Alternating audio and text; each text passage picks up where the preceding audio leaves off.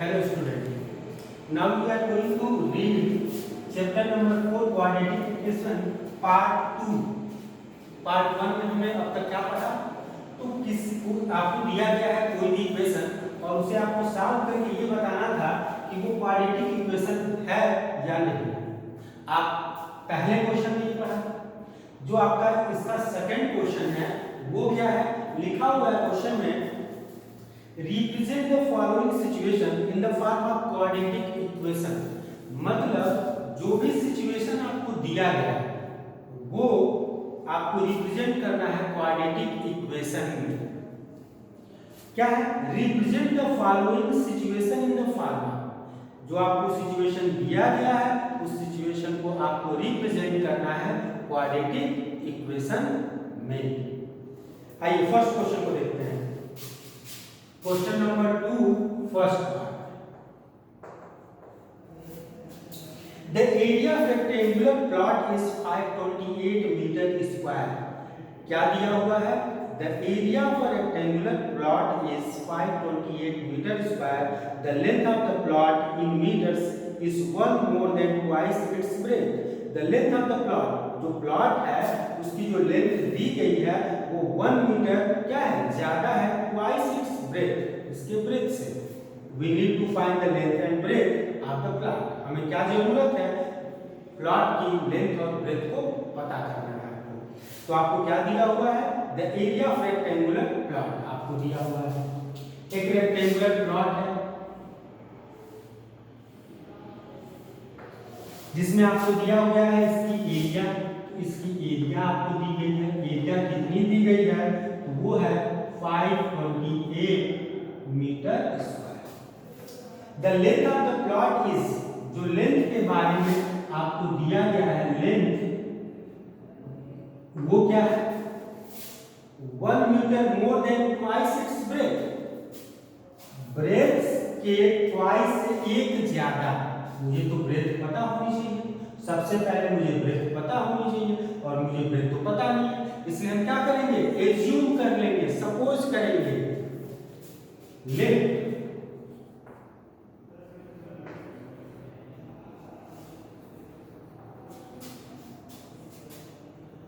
Breath का rectangle x, let breadth of rectangle equal to x. Rectangle का जो है ब्रेथ कितना है? Yes metre. तो लेंथ कितना होगा?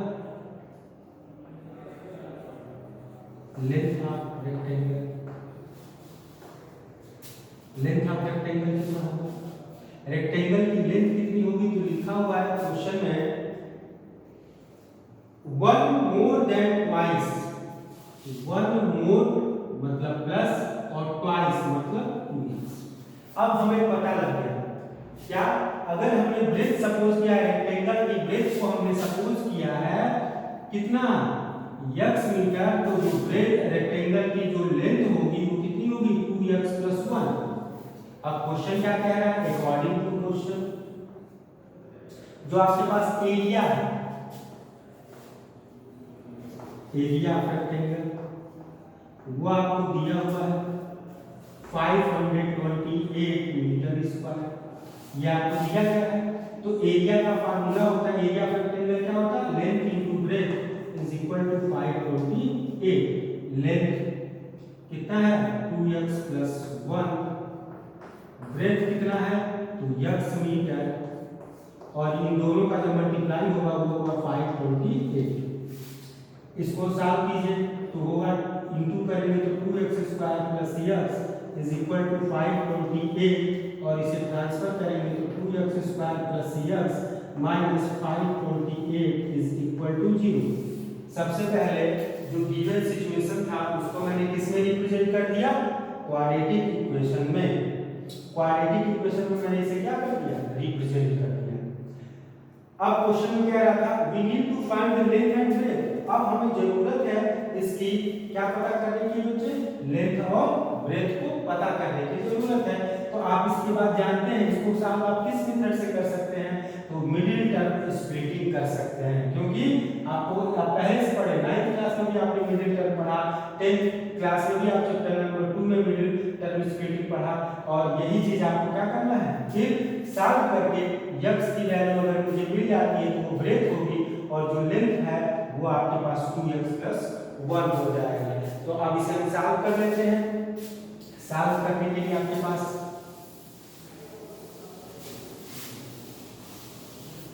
आपका इक्वेशन है 2x²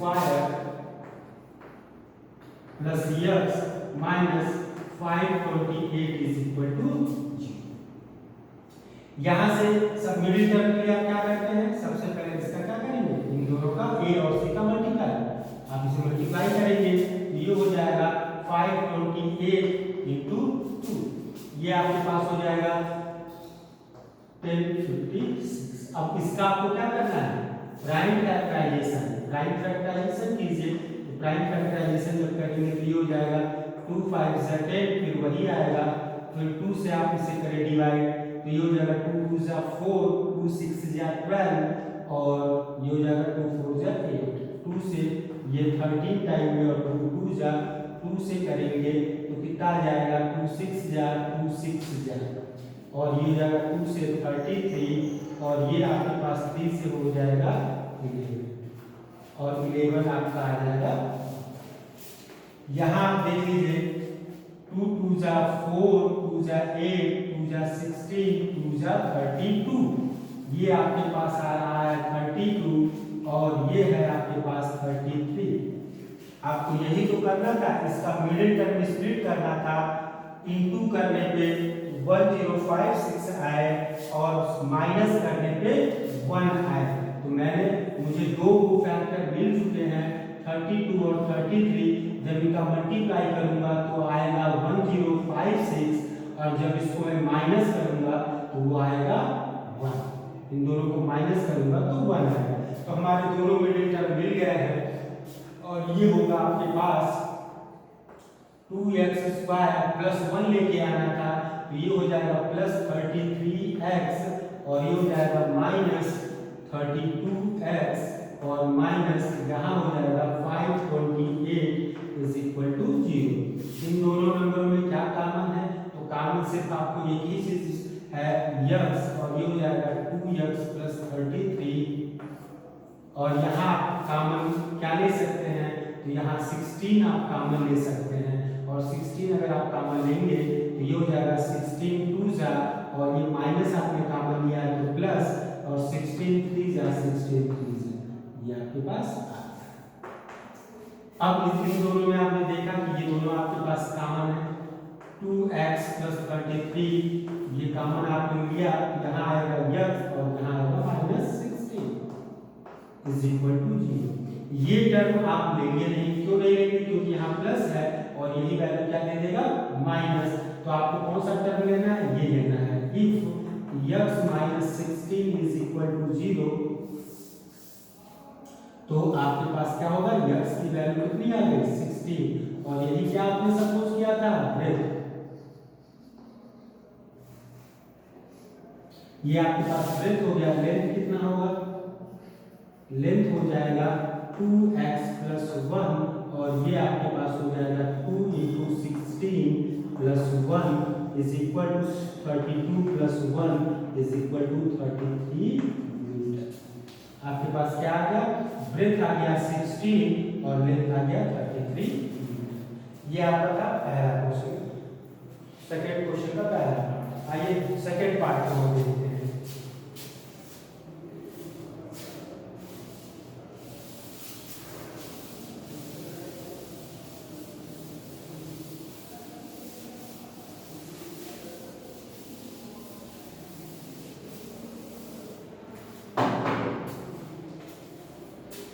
क्वेश्चन लिखा हुआ है, the product of to consecutive positive integer is 307।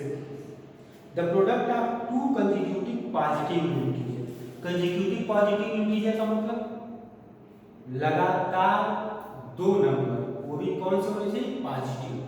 मतलब अगर पहला नंबर मैंने 16 लिया तो अगला नंबर क्या होगा, 17। तो हम ये नंबर तो लेंगे नहीं, हमें तो सपोज करना होता है। तो पहला नंबर अगर मैंने सपोज किया x, तो दूसरा नंबर क्या होगा, x + 1। अब यही कहा है इन दोनों का प्रोडक्ट जो है वो है 306। अब इसको आपको क्या करना है, क्वाड्रेटिक इक्वेशन सॉल्व करना है और फिर इसके नंबर को बताना है। तो चलिए इसमें जो क्वेश्चन में लिखा है वही आपका होगा statement. Let two consecutive positive integer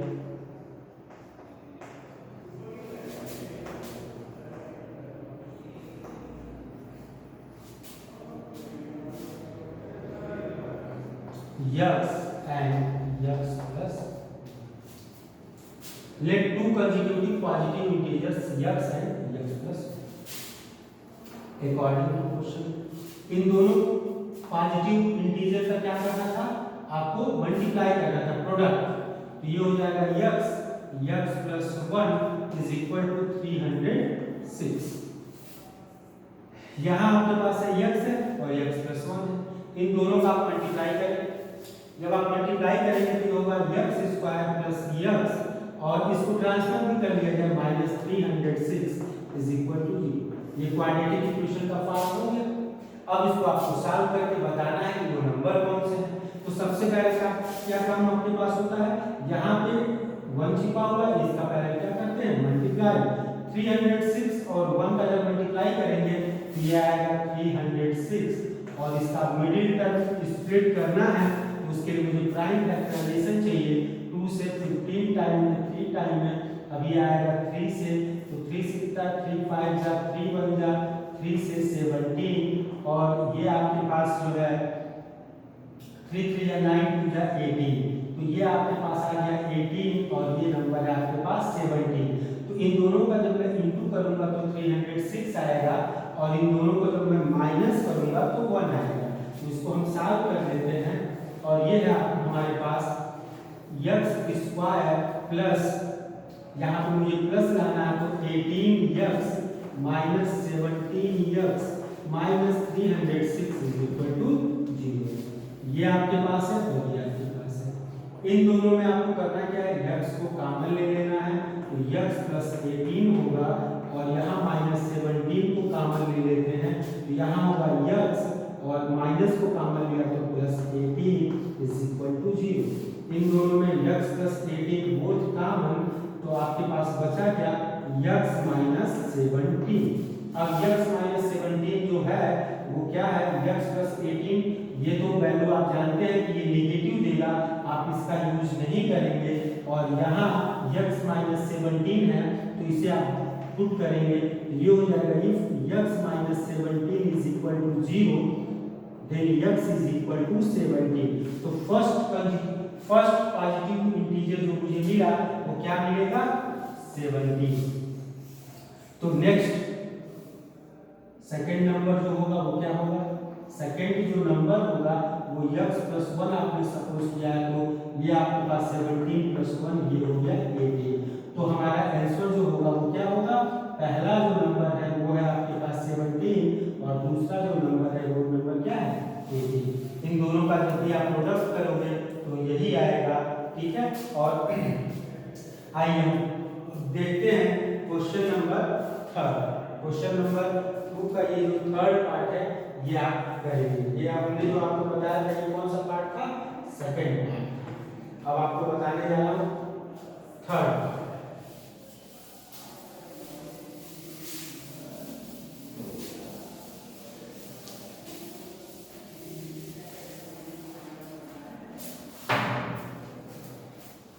question number 2 का ये आपका थर्ड पार्ट क्या है ये देख लेते हैं।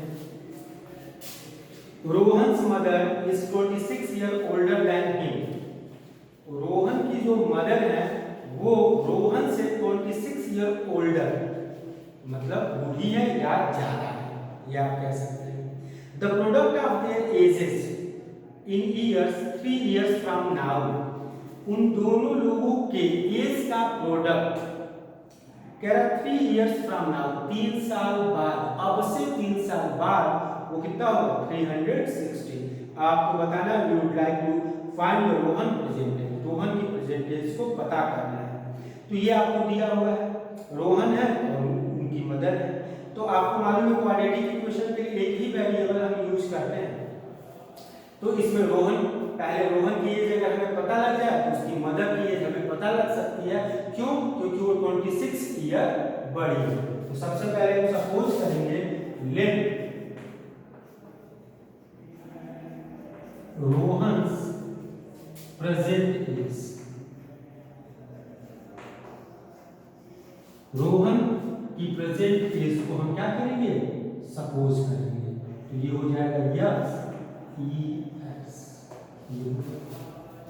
रोहन की प्रेजेंट एज है तो ये हो जाएगा his mother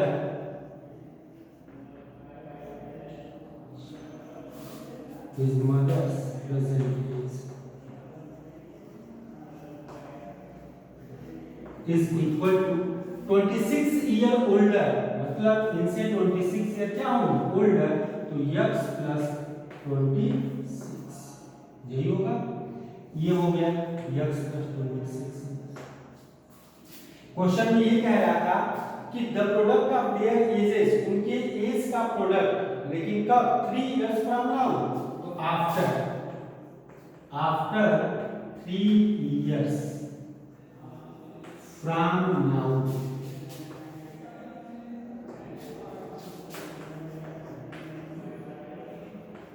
Rohan's is equal to x plus 3. His mother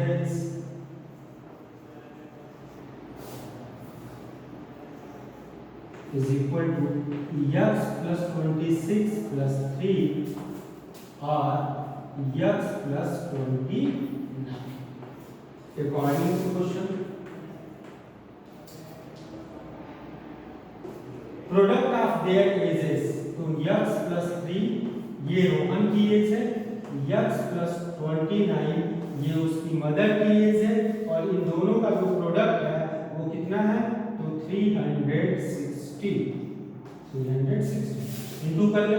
into करने के लिए बच्चे आप लोग 9th क्लास से भी पढ़ते आ रहे होंगे कि इनका इंटू कैसे कर लेते हैं आसानी से। x स्क्वायर और ये दोनों साइन प्लस है तो 29 और 3 कितना हो जाएगा? 32x और प्लस ये इंटू कर लेंगे 3 9 या 27, 2 हुआ और 3 2 या 6 और 2 8 हुआ, इज इक्वल टू 360। बस ट्रांसफर कर लेते हैं x स्क्वायर प्लस 32x और ये हो जाएगा, यहाँ आएगा तो माइनस और 10 से 7 गया तो 3 और यहाँ आ गया आपके पास कितना? 15 से 8 गया तो 7 और ये आपके पास हो जाएगा 2 इज इक्वल टू 0। इसके बाद आप मिडिल टर्म स्प्लिट कर लेंगे और इसे आप क्या कर लेंगे? सॉल्व कर लेंगे। ठीक है, मिडिल टर्म जब आप स्प्लिट करेंगे और उसको जब सॉल्व करेंगे तो इसकी ये वैल्यू आ जाएगी और वो वैल्यू आ जाएगी किसकी?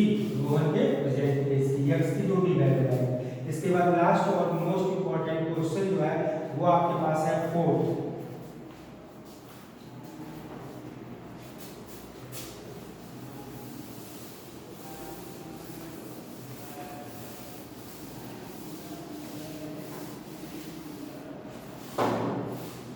क्वेश्चन नंबर 4 में दिया हुआ है train travels a distance of 480 kilometre at a uniform speed. एक ट्रेन है जो 480 किलोमीटर की जो डिस्टेंस है उसे यूनिफॉर्म स्पीड से चल रही है, मतलब 480 किलोमीटर की डिस्टेंस को। If the speed have been 8 kilometre less, अगर उसकी स्पीड को हम 8 किलोमीटर लेस कर दे रहे हैं तो क्या है लिखा? Then it would have taken 3 hours more to cover. अगर इसकी स्पीड को हम 8 किलोमीटर और कम कर दे रहे हैं तो वो उस 480 किलोमीटर की डिस्टेंस को कवर करने के लिए 3 घंटा ज्यादा समय ले लेंगे। क्वेश्चन क्या कह रहा है एक बार और देख लें। एक ट्रेन है जिसको एक फिक्स डिस्टेंस दिया गया है 480 किलोमीटर, उसे वो किसी भी यूजुअल स्पीड से चल रही है। अगर उसकी स्पीड को 8 किलोमीटर और हम कम कर दे रहे हैं तो वो क्या 3 घंटा ज्यादा टाइम ले रही है। तो यही आपका क्वेश्चन है, इसको कैसे करेंगे? तो सबसे पहले स्पीड हम सपोज कर लेंगे let speed of train is equal to x kilometre per hour. ये हो गया यक्स किलोमीटर। डिस्टेंस आपको दिया गया है, डिस्टेंस आपको दिया गया है 480 किलोमीटर। तो टाइम टेकन बाय ट्रेन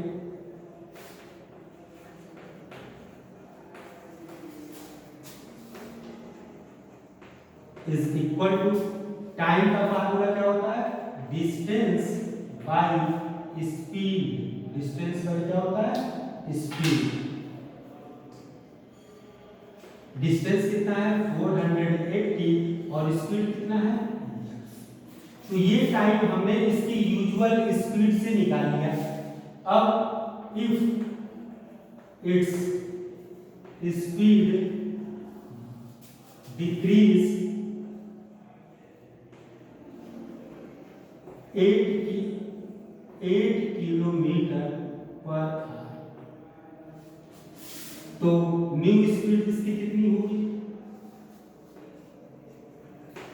भाई, पहले इसकी स्पीड यक्स थी, अब 8 किलोमीटर कम हो गई तो x minus 8।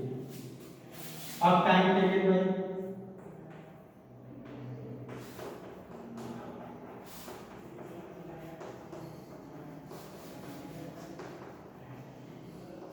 Now time taken by train is equal to, ये कितना होगा, डिस्टेंस बाय स्पीड। तो डिस्टेंस है 480, ये फिक्स था। अब टाइम लगेगा, ये टाइम लगेगा जब इसकी स्पीड कम हो जाएगी और ये यूजुअल, ये दोनों टाइम है। इन दोनों के टाइम का डिफरेंस आपको दिया है। जब इसकी स्पीड कम हो जा रही है तो 3 घंटा ज्यादा टाइम ले रही है, मतलब इसमें से ये सब्ट्रैक्ट कर देंगे तो आएगा अकॉर्डिंग टू क्वेश्चन 480 बाई, आपको मालूम है ये डिनोमिनेटर और ये जो डिनोमिनेटर जो छोटा होगा उससे की वैल्यू बड़ी होगी, ये डिनोमिनेटर जो है वो आपका छोटा है, तो x minus 8 minus 480 by x is equal to 3 hour. बस इसे आप सॉल्व कर लेंगे और 480 को आप कॉमन ले लीजिए तो यहाँ आ जाएगा 1 by x minus 8 minus 1 by x is equal to 3। अब इसे आप सॉल्व कर लीजिए, यहां से 480 और इसे जब आप सॉल्व करेंगे तो ये कितना होगा, x स्क्वायर, पहले तो आपको एलसीएम लेना होगा 8x और यहाँ आएगा x और यहाँ माइनस x प्लस 8 और ये आ जाएगा आपके पास 3। तो ये इसके बाद सॉल्व करने के बाद आया। अब इसको अच्छे से सॉल्व करके इसकी स्पीड को निकाल सकते हैं और यहाँ है आपके पास इन 3 बन जाए और ये हो जाएगा 160, यहाँ से x कैंसिल, यहाँ 1 है तो ये इससे इंटू होगा तो ये हो जाएगा x स्क्वायर माइनस 8x और ये 16 जब 128 और ये 0, ये हो गया। इसको आप दूसरी तरीके से भी लिख सकते हैं x स्क्वायर माइनस 8x और ये हो जाएगा 1280।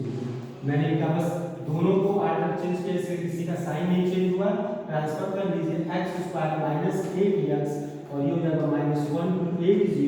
इनका मिडिल टर्म आप सॉल्व करके निकाल दीजिएगा, मिडिल टर्म स्प्लिटिंग कर लीजिएगा और ये x की वैल्यू आपके पास आ जाएगी। अब अगली एक्सरसाइज को हम नेक्स्ट पार्ट में पढ़ेंगे।